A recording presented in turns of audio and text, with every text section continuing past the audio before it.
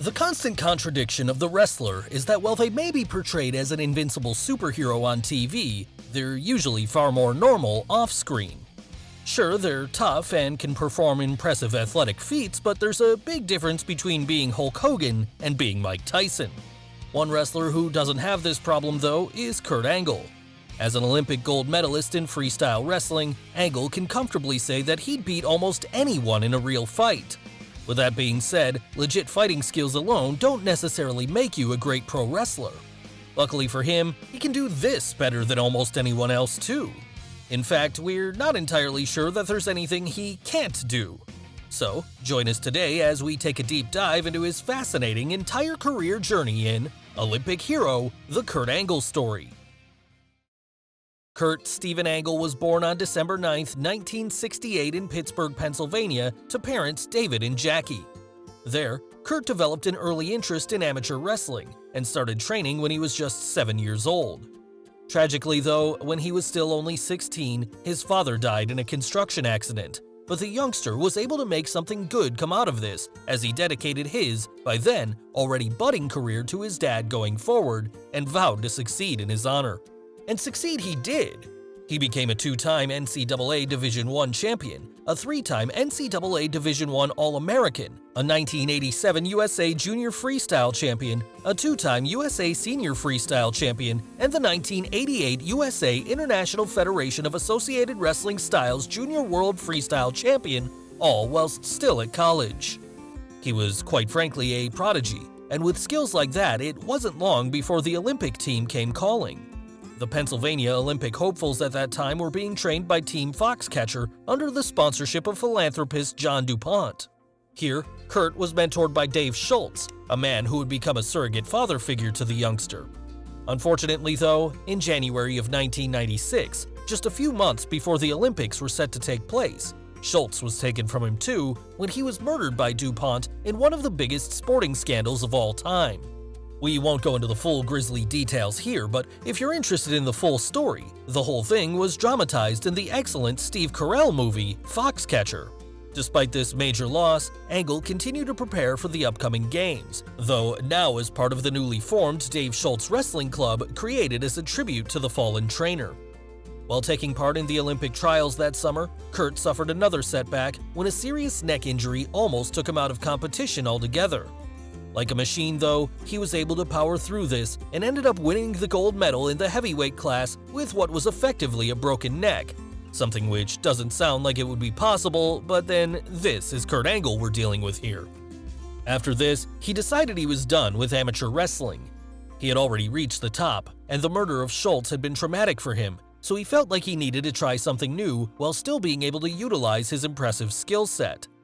This, it turned out, came in the form of pro wrestling, as a number of different companies began courting him over the next few months. The first of these was ECW, who invited Kurt to come to one of their shows on October 26, 1996. This, however, was the night when Raven controversially crucified the Sandman after a match, leading the devout Christian Olympian to sever ties with the promotion and threaten to sue them if he was shown on the same broadcast as the stunt. ECW wasn't the only company trying to gain his favor though. He had also been offered a contract by WWE, but initially turned this down. Overall, it appeared that while he was happy to entertain these offers, Angle had the impression that as a real fighter, pro wrestling was beneath him. This changed when he started watching Monday Night Raw in 1998 and saw what he described as world-class athletes doing very athletic things, going as far as to call his previous dismissal of wrestling misguided and stupid.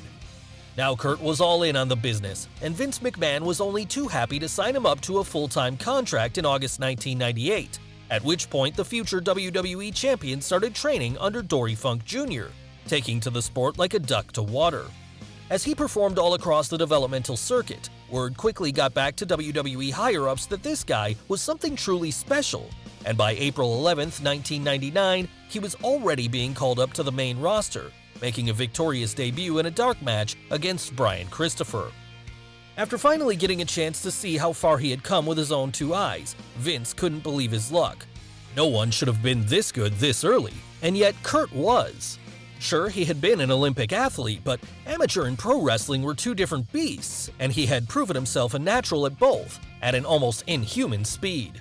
He made his televised debut at the November 14, 1999 Survivor Series, where he beat Shawn Stasiak, and then set about embarking upon an undefeated streak. Initially, the plan was to have Angle portrayed as an all-American babyface, but the Attitude Era crowds quickly turned on his goody two-shoes style character. To the company's credit, though, they ran with this, turning him heel as he revealed himself to be incredibly entertaining at it, displaying a natural charisma and great mic skills right off the bat. His undefeated streak continued all the way up to the 2000 Royal Rumble, where he was choked out by a debuting Taz. Angle did manage to get this decision reversed, but his first official loss would come a few weeks later anyway at the hands of The Rock. By that point, it didn't really matter though, he was already moving on to bigger things, winning both the Intercontinental and European titles in February of that same year. Later that summer, he showed he could be funny when he began aligning himself with Edge and Christian. He then followed this up by proving he was capable of being a main event player when he got involved in a love triangle program with Triple H and Stephanie McMahon, rocketing him to the top of the card. Yes, it really looked like there was nothing he couldn't do. Fans saw this, his peers saw this, and Vince McMahon definitely saw this. That's why, after less than a year on the main roster, and just over 2 years after he'd started training, Kurt pinned The Rock at October 22, 2000's No Mercy to become the WWE Champion for the first time. It was almost unheard of for something like this to happen, but Angle proved he deserved it when, over the next 4 months, he successfully defended the title again and again, even managing to do so inside the 6-man Hell in a Cell match at that year's Armageddon pay-per-view. He would eventually lose the belt back to The Rock at February 2001's No Way Out, but it was during this match that fans saw the first glimpse of the more serious wrestling machine he would go on to become known as, at one point threatening to break the Great One's ankle if he didn't tap out to his ankle lock submission. He brought this new darker side to his character into his subsequent feud with Chris Benoit, as the two went on to have a great match at WrestleMania 17, and then an even better one at the following month's Backlash. A couple of matches later at the King of the Ring, and Kurt had one of the most violent matches in WWE history against Shane McMahon, most memorable perhaps for the sickening spot where Shane fails to crash through a panel of glass and lands right on his head. By now, the Olympic hero had gotten so good that he was starting to get cheered by the audiences, and when WCW and ECW invaded the company in mid-2001, he, along with the rest of the WWE roster, formally turned babyface as they tried to fend off the Alliance's attacks. It was at this time that he also formed a comedy odd couple with Steve Austin, with both men fighting over the affections of Vince McMahon in some of the funniest segments in the company's history. Seriously, his tiny cowboy hat and his performance of Jimmy Crack Corn alone are enough to earn him a stop in the Hall of Fame.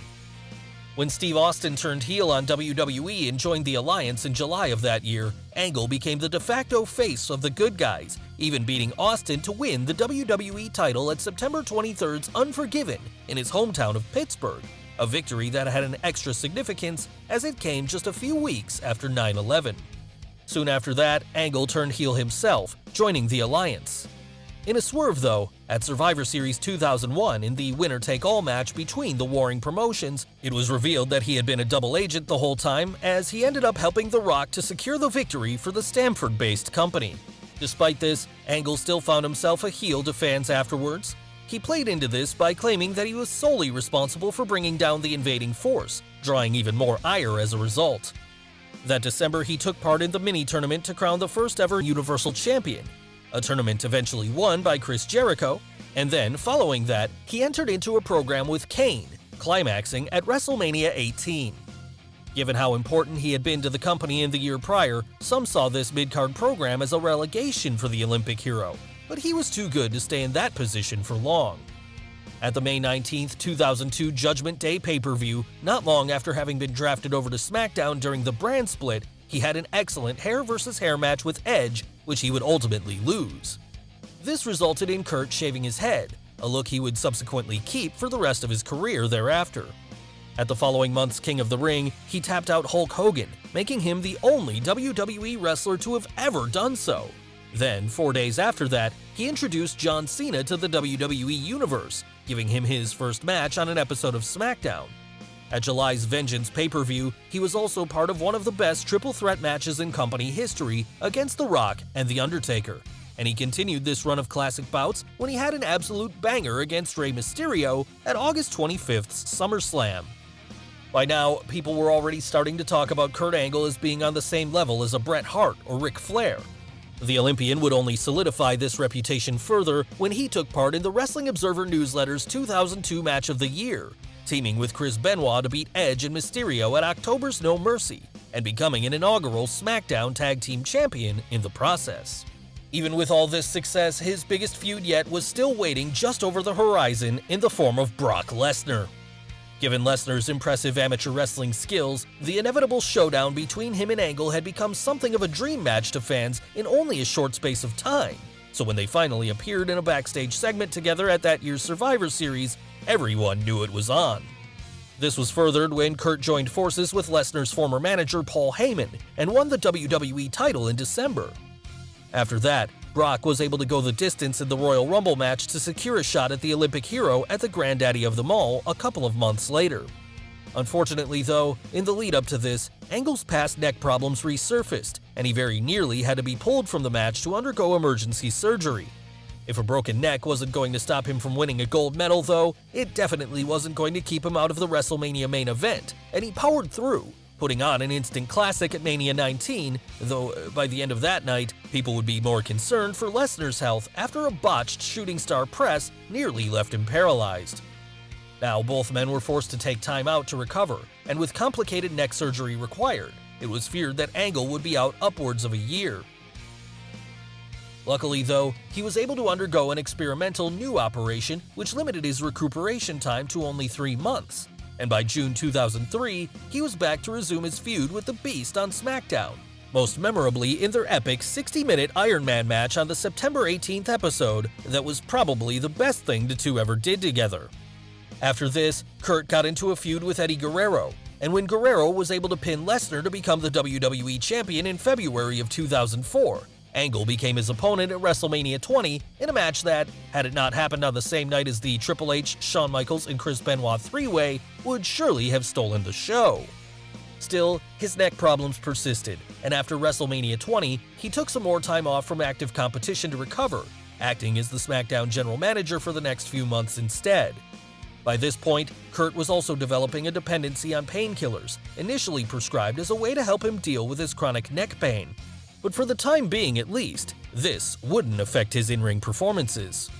He returned to action at SummerSlam on August 15, 2004 to defeat Eddie Guerrero, and followed that up by feuding with The Big Show. At the start of 2005, he then began a program with Shawn Michaels, leading to a dream match between them at WrestleMania 21, a match so good that it would later be voted as the best of the year in Pro Wrestling Illustrated magazine. Soon after this, he had a series of bouts with Booker T, Eugene, and later John Cena, the latter of which being where the Olympic gold medalist took the relative newcomer, who was by then being pushed as the next face of the company, to the next level in his quick ascension to the top. On January 13, 2006, Kurt also became the World Heavyweight Champion for the first time after winning a Battle Royal for the vacant belt.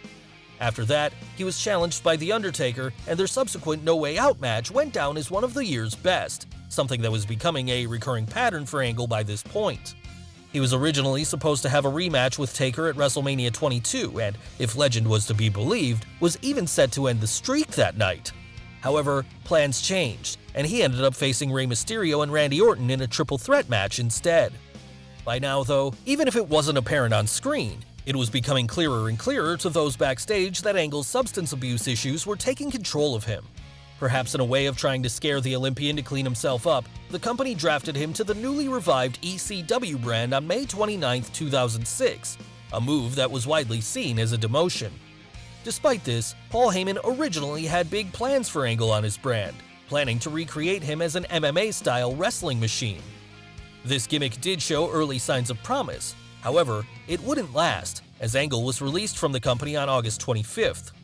It was believed that his drug issues contributed towards this release, with Vince McMahon reportedly fearing the bad press that would come with having an Olympic gold medalist dying under his watch.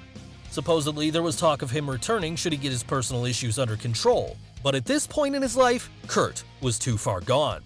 Instead, he decided to continue performing elsewhere, competing in a few matches for New Japan Pro Wrestling and Inoki Genome Federation, the latter of which being where he actually beat Brock Lesnar to become the unrecognized IWGP Heavyweight Champion.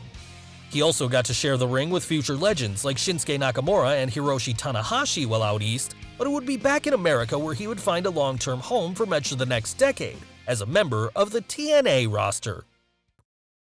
Yes, on October 19, 2006, the former WWE champion made his debut for the fledgling company, becoming probably their biggest signing ever at that point. His first program saw him take on Samoa Joe, with Angle actually becoming the first person to beat the Samoan Submission Machine in TNA at November 19th's Genesis pay-per-view. Following this, he beat Joe, Christian Cage, AJ Styles, and Chris Harris in a King of the Mountain match to become the TNA World Heavyweight Champion at June 2007 Slammiversary, but he wasn't satisfied with just this. Soon after, in fact, he would win every title in the promotion after beating the Samoan Submission Machine to not only hold the X Division title as well, but both tag team titles simultaneously. Yes, the sight of him raising up 5 separate belts was something to behold. It also marked the point that Kurt's wife Karen became an on-screen character as she helped her husband to take down Joe during the winner-take-all match. Following this, he was part of 2 different stables in the form of the Angle Alliance and then later the Main Event Mafia, finding continued success with each.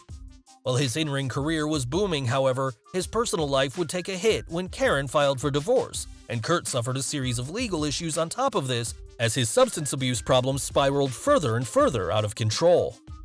To make things even harder, his now ex-wife began a relationship with Kurt's peer, Jeff Jarrett, the two becoming an on-screen item and later even marrying. It must have been hard for Angle to watch, but he worked through it like a pro regardless, eventually even getting involved in an on-screen feud with the TNA originator. And things went on like that for a while. He continued to be a major player in the company, even becoming the world champion for a 4th time at the June 21, 2009 Slammiversary pay-per-view. But by then, his off-screen issues were starting to become apparent to viewers, with fans starting to worry for his safety as he continued to slowly disintegrate in front of their eyes over the next few years. By 2011, he got himself together enough to become a member of the Immortal stable and win the TNA World title for a record 5th time. During this time with Immortal, Angle worked to put the younger talent over, losing the belt to James Storm, then feuding with AJ Styles, even briefly becoming tag team champions with him for a time. One thing was becoming obvious for all to see though, his time in the ring was winding down. Sure, he could still put on the good match, but the years of injuries and substance abuse had taken their toll on the Olympian's body. He had a few more programs with the likes of Bobby Roode and EC3, helping them get to the next level. But by 2014, he was already being segued into an authority figure role as the kayfabe TNA Executive Director of Wrestling. Knowing that he didn't have much juice left in the tank now, Kurt reached out to WWE in hopes that they could bring him back for one last legacy run. At the time though, the company weren't interested. However, between then and 2017, something changed as, after taking part in a farewell to TNA tour, he returned to his old home, being announced as an inductee for the 2017 WWE Hall of Fame. Following this, he was appointed as the general manager of Raw and got involved in a strange storyline where Jason Jordan was revealed to be his secret son. He was due to make his long-awaited return to in-ring action at the following year's WrestleMania, but due to unforeseen circumstances, he ended up pushing this forward to come back as a temporary member of The Shield at the 2017 Survivor Series, his first in-ring WWE performance in 11 years at the time. This proved to be a success, and when WrestleMania did come, he teamed up with Ronda Rousey to defeat Triple H and Stephanie McMahon in what was undoubtedly the highlight of that night. After that, the McMahons got the revenge by replacing Kurt with Baron Corbin as Raw's authority figure. Angle wouldn't take that lying down though, as he returned a few months later to start a feud with his usurper. This would begin his retirement tour where, in the lead-up to WrestleMania 35, he had a series of matches against the likes of Drew McIntyre, Samoa Joe, Chad Gable, and Apollo Crews. It was hoped by many, Angle included, that his final bout would be against John Cena, in a mirror of when he introduced Cena to audiences so many years before. This, however, didn't happen, and instead the Olympic hero lost his retirement match in underwhelming fashion to Corbin at the Showcase of the Immortals on April 7th, 2019. It wasn't the best way he could have gone out, but To be fair, by that point he looked like he was in great deals of pain every time he stepped into the ring, so it's likely that any match he could have had with Cena would have been unable to meet expectations. It's disappointing for sure, but that's the sad reality of things after the year's worth of punishment that Kurt had put himself through. After saying goodbye to his in-ring career, he seemed happier in retirement anyway, serving, up until recently, as a backstage producer until he was released as part of talent cuts during the pandemic. Angle has since been offered a return role with the company as the manager of Matt Riddle, but allegedly he turned this down, choosing to focus on his personal life instead. He now spends most of his time with his second wife, Giovanna, the two having 4 children of their own together, on top of the other 2 kids from Kurt's previous marriage. As well as this, he's also created his own business named Barn Dad Nutrition, which seems to be occupying much of his energy. With all that said though, it seems likely that he will return to wrestling in some form or another before his time is up, as it's become part of his DNA by this point. Now whether that ends up being WWE, AEW, or maybe TNA again remains to be seen, but one thing is for sure, we'll bet everything we've got on the fact that you haven't seen the last of Kurt Angle yet. Oh, it's true. It's damn true. Well guys, what did you think of the video? Let us know in the comments below. Don't forget to smash the like button, subscribe to the channel, as well as follow Wrestle with Andy on Instagram and Twitter. Thanks for watching, and we'll see you next time.